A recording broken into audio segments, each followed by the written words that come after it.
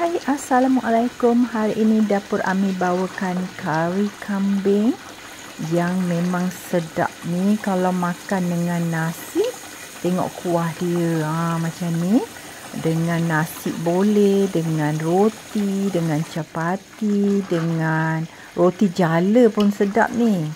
Cecah kuah-kuah dia yang pekat macam ni.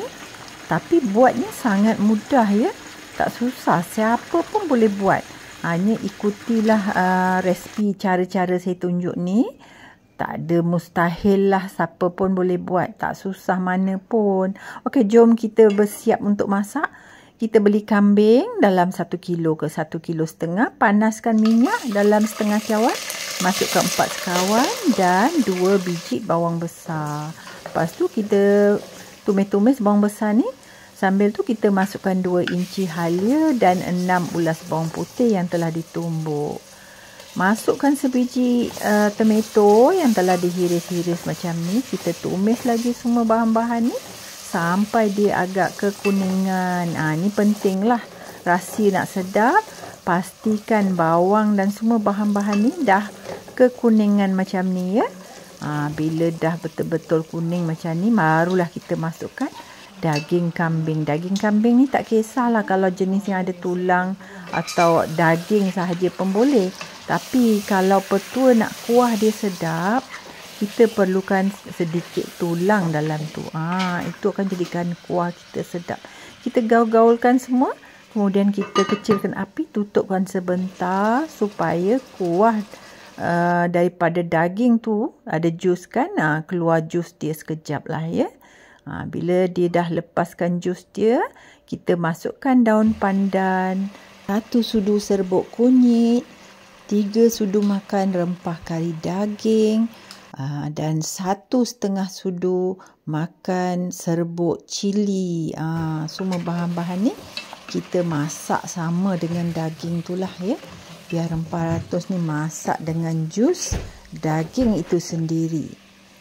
Kemudian kita tutupkan periuk kita, kecilkan api, biarkan rempah ratus kita masak sebentar.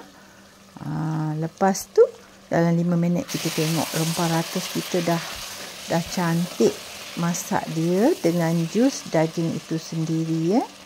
Sekarang kita masukkan 1/2 sudu makan jintan putih. Tu jintan putih tadi saya tumbuk-tumbuk kasar sedikit, masukkan sekali. Kemudian kita masukkan air secukupnya sebab kita nak rebus daging ni lembut. Kalau ada pressure cooker lagi baguslah ya. Kita masukkan garam sekali secukup rasa.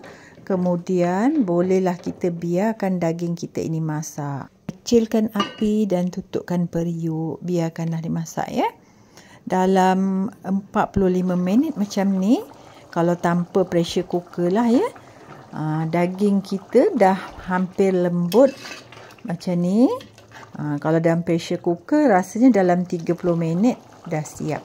Kadang-kadang daging ni tak boleh cakap. Ada yang jenis liat kena masak lebih lama lah.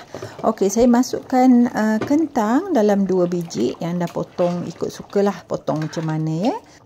Gaulkan, kemudian kita tutupkan balik periuk kita.